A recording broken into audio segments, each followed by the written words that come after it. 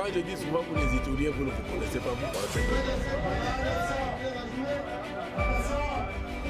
Freedom, freedom, ami de la liberté.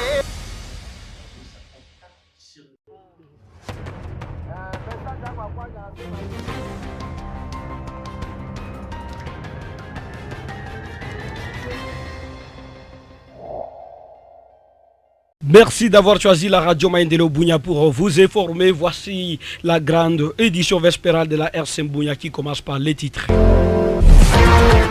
Réhabilitation ce samedi 12 avril 2025, Dipo Gabriel Elian, les quartiers Djiba Kodou et Mouzipelan par les chefs hygiène de cette partie de la commune Chari, soutenus par OVD. Les détails tout à l'heure aussi dans ces radios journal. 5 corps sans souffle de vie ont été découverts ce samedi 12 avril 2025 à la hauteur de Milindi, à l'est d'Erengeti, dans le groupement Bambouba Kisiki à territoire de Béni. Également le gouverneur mi-intérimaire de l'Ituri, le commissaire divisionnaire principal Raoussi Tchaloué Moukoutou a présidé une cérémonie officielle de réception de 4 ambulances destinées aux hôpitaux généraux de référence de la province. Voici tout comme les sommaires, bienvenue au détail. Ce journal vous est présenté par Jospé Ouajorkim. La mise en onde de Rumbatan. Commençons par ceci.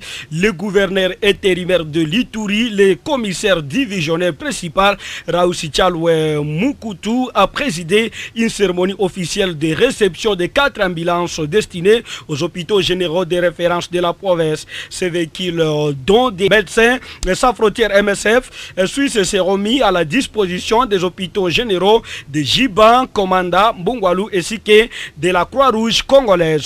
Plus de détails dans ce reportage de Junior Selemani de la cellule de communication du gouvernorat de la province de l'Ituri. Le zone de santé de Jiba, Komanda, Mongwalou et le bureau provincial de la Croix-Rouge en Ituri, dotés de ambulances pour desservir leur population en situation d'urgence sanitaire et une dotation de médecins sans frontières dans le cadre de son projet de prise en charge des victimes de traumatismes ou blessures physiques de la province de l'Ituri. La cérémonie de remise officielle de clés de contact aux bénéficiaires a été présidée ce vendredi par le vice-gouverneur policier de l'Ituri, le commissaire divisionnaire principal Raoussi Tchaloué, qui a insisté sur l'utilisation rationnelle de ces engins. Messieurs les chefs de division, je vous remets ces clés pour que vous les utilisez en un bon père de famille, que ce soit un bien qui va servir la communauté. Pour sa part, le chef de projet des médecins sans frontières en Ituri revient sur le sens de cette donation. C'est un geste qui témoigne de l'engagement de notre organisation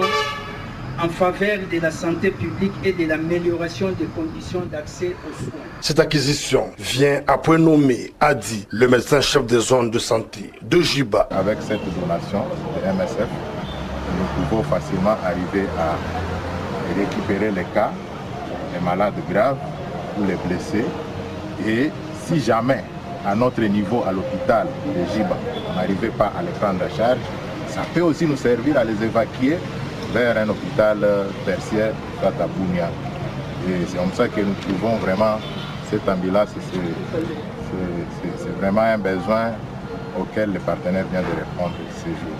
Notons que Médecins sans frontières apporte son assistance aux personnes en détresse depuis plus de 20 ans dans cette province où les forces armées, sous le commandement du lieutenant-général Lubuyanka Shomadjoun, déploient assez d'efforts pour stabiliser la situation sécuritaire et protéger de plus en plus la population locale. 5 corps sans souffle de vie ont été découverts ce samedi 12 avril 2025 à la hauteur de Milindi, à l'est de Rengeti, dans le groupement Mbabouba Kisiki à territoire de Béni. Ces civils ont été tués par les combattants Jadjev vendredi 12 avril 2025. Selon le fonctionnaire délégué du gouvernement militaire du Nord Kivu affecté à Erengeti qui confirme la nouvelle, ces corps ont été déposés à la morgue des centres de référence d'Erengeti. Reportage de Gerlas Mbaïke Avolo depuis la région. Au cours d'un entretien téléphonique avec votre reporter ce samedi 12 avril, Evariste Ndiamo Jassabiti, fonctionnaire délégué du gouverneur affecté sécurité à Eringueti qui confirme la nouvelle indique que ces civils ont été tués dans le village situé la partie est de sa juridiction. Il pointe du doigt les ADF d'en être auteurs. Oui, c'est juste parce que nous avons quand même l'attaque des ADF au niveau de Makembe. C'était depuis 11h. La population et le militaire sont arrivés à retrouver 5 corps massacrés au niveau de la bouche. Dans ce coin, il n'y a pas d'autre ennemi si ce n'est pas des ADF. Les ADF que nous connaissons là-bas comme des ennemis dans ce coin-là. Notre personne ressource appelle la population qui fréquente la zone à la vigilance et à ne pas fréquenter les champs se trouvant en profondeur pour éviter des risques. Ce que nous allons dire à la population, c'est la vigilance d'abord. Nous voulons informer la population qu'ils sachent que nous sommes toujours à guerre et qu'ils évitent aussi d'aller dans la profondeur, dans les milieux insécurisés. Et cela peut nous permettre à se prévenir contre ces ennemis. Notons que les corps de ces agriculteurs ont été déposés dans la petite salle de mort du centre de santé de référence de Eringueti en attendant des réanimations. Ce sont les forces armées de la République démocratique du Congo accompagnées de certains civils qui ont réussi à enlever ces corps du lieu du drame. Renseignez-nous sur ces sur place. Ouitia, Gérance Mbaïkia Volo, RCM. Toujours en sécurité, les forces de la coalition FARDC IPDF ont neutralisé un terroriste islamiste ADF MTMS Camp lors des affrontements du vendredi 11 avril 2025. Les opérations de fouille des Mayangos se poursuivent. Il est demandé aux agriculteurs qui fréquentent les environs de se identifier ou de signaler leur entrée ou sortie auprès de militaires déployés dans la zone pour raison de sécurité. Source lieutenant-colonel Maïke Azoukaï. Moïse Nguessera, l'un des acteurs politiques dans les territoires d'Ndjougou, s'inquiète du communautarisme qui se vit actuellement dans cette partie de la province de l'Ituri. Ce samedi 12 avril 2025 devant la RCM. De l'occasion, il a profité à dénoncer la présence massive de miliciens Zahir à connivence avec la CRP de Thomas Lubanga à chefferie de Baïma Nord. Moïse Nguessera est au micro de la RCM Bounia. Vous savez, ce qui dérange surtout notre territoire d'Ndjougou, c'est le problème de la communauté.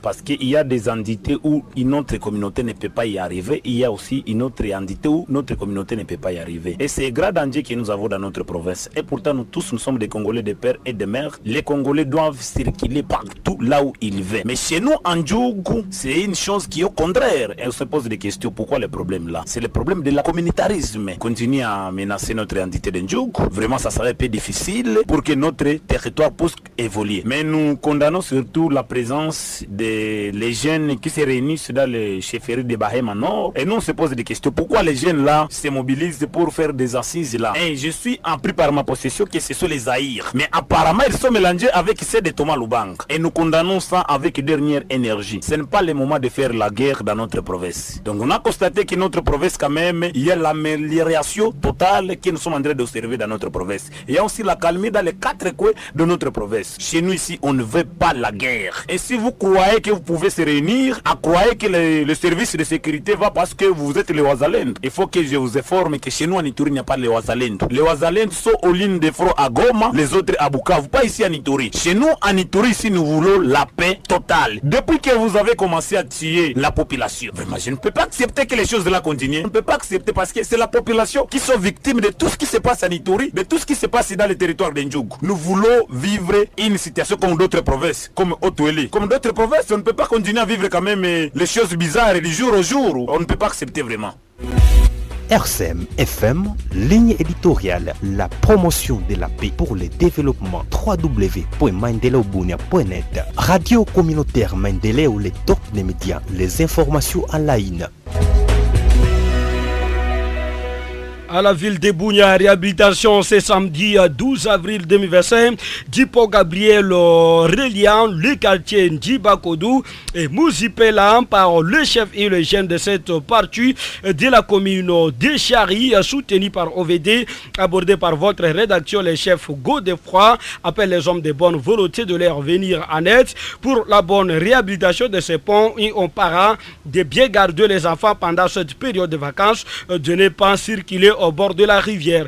Godefroy Lemi est dans ses propos choisis par la RCM Bunya. Unaona ile pont iko po kabambi sana, inasaidia batu mingi, batu ya masomo, ba commerçant nini. Ndio wakati tunaona ke po ile ilikuwa deja na etat mbaya, tunatafuta tu remplacer kwanja, tu rehabiliter kwanja ya mbio kusaidia population aje trouver à l'aise mambo asiri. Tuna féliciter kwanja OVD natusaidia, na hapa kwa sasa tunafanya kazi na ba chef d'avenue na ba population moya benye ya mapenzi mema banatusaidia vile. Ndio tunalomba na benye banakuwa na bagari kabambi sawa man, na benye biko nafanya biashara biko na ba depot ya mbao ya ciment ya makala, vraiment batupatie mkono hivi tutengeneze ile po yetu, na po ile tatusaidia sana. Mimi naiua na force ya gouverneur yetu d'ici là quartier de Bakodu vile itakuwa na goudron jo hivi tutengeneze kwanja, tukue souple, tunajileta mkono hivi tufanye kazi yetu. Klima ya sasa achague achague mbula, unaona mbua hii unanyesha wakati yote na briski, na ile jo mimi naalika na wazazi yote benye banajenga pembeni ya mai achunge batoto yao, na sasa wakati ya congé basi ache batoto libre ya kwenda cheza ndani ya mai, parce que mai una conséquences mingi. Nitasema kwa cadre de sécurité il faut bakuwe vraiment très vigilant. Unaona ke wawizi banashanja ka position ya kuiba hivi, mimi na balomba kila mtu akuwe prudent, na mwenye unayua ke alikuwa ndani ya quartier il faut kumidentifier na kutupatia les rapports mbio, parce que tu una besoin kupata ba information. Unayua ke sécurité haiko sema l'état tu, mais we population mtu ya vile kuchunga sécurité, kila mtu akuwe sécurité ya mwenjake ya voisin mwenjake. Kama unaona batu biko ku voisin biko nakusanyika 5-6 uliza iko nini, hatupendi kuona batu kufanya ba mkutano ovyo ovyo. Vers une suppression des demandes d'emploi dans le secteur de l'éducation sur toute l'étendue du territoire national. Ceci après l'annonce des concours pour le recrutement des nouveaux directeurs et personnels enseignants dans les établissements scolaires. Dans la sous-division de l'éducation nationale, nouvelle citoyenneté du Tour d'Irumu 1 pour cette première édition 2024-2025, environ 139 personnes ont participé à ces concours, dont 54 pour les postes de directeur et 85 pour les postes des enseignants. Et Monsieur Pèlerin Safari a été interrogé par Olivier Okande, Tim Mayo, au micro de votre radio. L'objectif principal, c'est le gouvernement veut avoir une bac en enseignant et directeur, où chaque fois si on a besoin d'engager de tous les enseignants, on ne peut pas prendre n'importe qui ailleurs. On va chercher dans la bac d'enseignants un candidat qui a réussi au concours et on l'engage. Et ils sont au total combien? Irumu 1, comme candidat directeur, nous avons au total 54 candidats. Pour les enseignants, ils sont 85, donc au total, ils sont 139. Mouvement progressif de déplacer des guerres dans la zone de santé de Tchomia. Nous sommes au bord du lac Albert, à une soixantaine de kilomètres de Bouya, au bord du lac Albert. Les uns viennent de l'Ouganda et d'autres de Magui, où il avait trouvé un refuge lors des atrocités commises en mars dernier dans cette région. Révélation faite hier à la presse par le médecin chef des zones de santé qui porte le même nom, Hervé Bavi, plaide pour l'assistance et à vivre et non vivre, ainsi que de médicaments assez vulnérables qui vivent dans des conditions précaires. Suivez-les. Quand les gens sont déplacés massivement d'une côté à l'autre, et quand ils rentrent, ils doivent reprendre la vie des héros. Maintenant, il faut face à leur survie. D'abord, ça c'est la première chose. Et ça se manifeste en hôpital par les gens ne veulent pas venir dans les centres santé à l'hôpital, ou même ceux qui sont venus soient en incapacité de payer les frais hospitaliers ou au niveau des centres de santé. Et carrément, les autres décident de ne pas venir. Donc, comme les gens avaient fui, actuellement, on a vu qu'il y a quand même un retour progressif. Ils ont besoin d'être assistés médicalement et socialement. On a aussi besoin d'avoir un soutien psychologique pour tout le monde qui a été traumatisé par ces événements, même si sur la terre, les gens ont encore peur. Et il faut noter actuellement quand même tout ce qu'il y avait comme problème à diminuer. Par ailleurs, Dr Hervé Bavi parle de la prévention de la maladie Mpox dans cette zone lacustre. Il revient une fois de plus. Je pense que nous enregistrons des cas suspects de Mpox dans la zone de santé. Pas plus tard que la semaine passée, nous en avons enregistré 6 et on a prélevé ces échantillons. Les échantillons sont au niveau du laboratoire. On attend si ce sont des cas positifs. Mais entre-temps, comme on a déjà noté des cas suspects de Mpox, nous avons déjà mis tout l'arsenal de communication, de prévention sur le terrain afin que la maladie ne se propage pas une grande vitesse au niveau de la zone de santé.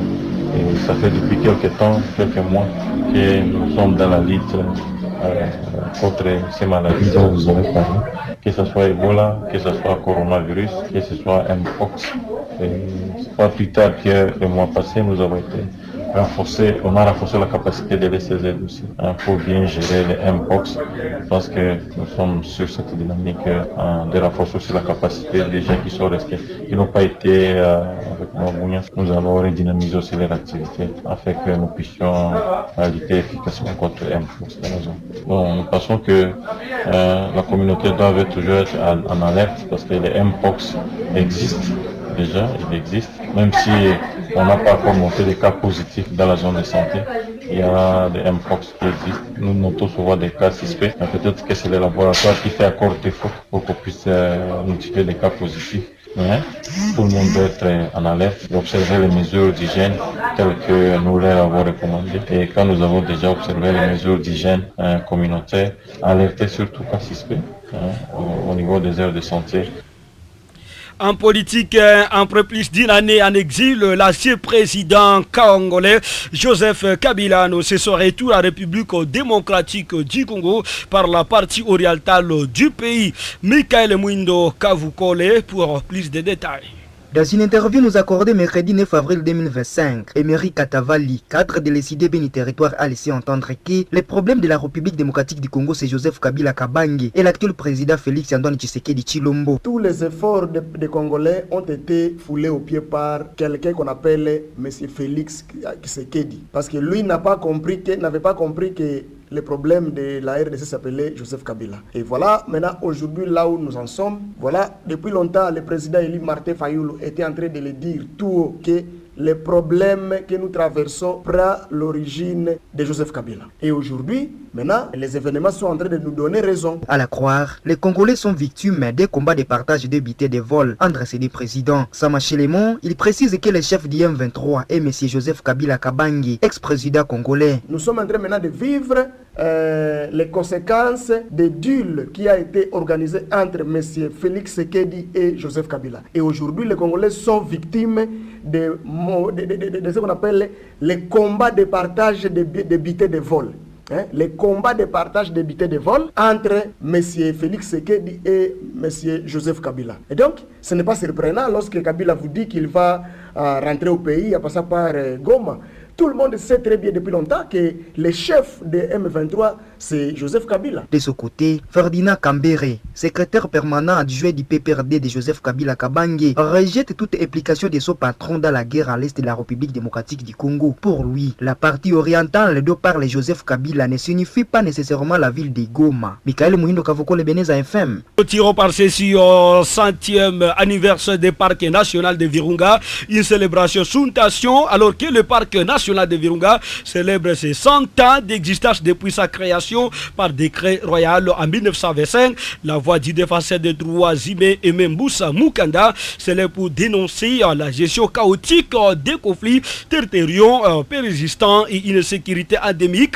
Et cet activiste appelle également à l'indemnisation des éco-gardes tombés en exercice de travail, les civils et les cultivateurs dont leur culture a été détruite. Djangora Kwavingiston pour d'autres détails. Situé à l'est de la République démocratique du Congo, en conflit du Rwanda et de l'Ouganda, les parcs couvrent 5 territoires du Nord-Kivu, Nyiragongo, Masisi, Rutshuru, Lubero et Beni, et englobent le lac Édouard. Ces joyaux de biodiversité et depuis longtemps pris en otage par des groupes armés étrangers comme les locaux dont FDLR, ADF, M23, Nyatura, Maïmaï et bien d'autres. Et même Mboussa Mukanda, quant à lui, dénonce notamment les détournements des fonds destinés à la gestion du parc, financés à la hauteur de plusieurs millions de dollars par l'Union européenne. Il accuse les gestionnaires actuels du parc, en collaboration avec l'USOCN, d'imposer unilatéralement des limites contestées en mépris des conventions signées avec les communautés locales. Aujourd'hui, les ADF Nalu, les FDLR, les groupes armés locaux comme les Maïmaï et les Nyantura, tous envahissent et vivent, se ravitaillent dans le parc national de Virunga. Et c'est là, le parc national de Virunga depuis plus de 20 ans est la source de l'insécurité dans la région, puisque tous les bandits, tous les groupes armés se réorganisent à partir de là. Nous pouvons signaler aussi que les conflits liés aux limites entre les parcs et les riverains est un grand problème qui n'a jamais trouvé une solution, vu que même l'ICCN ne connaissent pas ses limites. Pendant des descentes, l'ICCN impose des limites enregistrées dans leur appareil GPS, et cela, nous signalons que c'est un conflit qui date depuis longtemps. Ces défenseurs des droits humains pointent également la destruction d'une grande partie du parc depuis 2021 par les forces RDF M23 dans les différences des autorités et de la communauté internationale. Aujourd'hui, au lieu de protéger le parc national de Virunga, les gestionnaires du parc se sont intéressés aux projets de développement comme Virunga Énergie et autres projets de développement, oubliant la protection de l'environnement et la protection du parc national de Virunga, où plus de la moitié des animaux sont en exil, on ne sait pas, en Ouganda suite à la guerre du M23, vu que depuis 2021, le parc national de Virunga est occupé à moitié par le M23. Il appelle les députés nationaux à initier une loi pour revisiter les limites du parc dans l'objectif de dégager des terres exploitables pour les populations locales. Et aujourd'hui, suite à la démographie, nous voudrions voir les modifications ou la révisitation des limites qui émaneraient de la loi pour dire à nos députés de proposer des lois qui seraient utiles pour la révisitation des limites. Il exige également l'indemnisation des familles des éco-gardes morts à service, des victimes civiles ainsi que des paysans dont les cultures ont été dévastées. En fait, il alerte sur l'installation illégale des ressortissants rwandais dans les parcs nationaux de Virunga, notamment à Kilorirwe, Bwinza, pointant même une partie de la Suenne ferme présidentielle comme située dans les limites du parc. Selon lui, on ne peut pas protéger durablement le parc national de Virunga sans résoudre des problèmes liés à ces limites.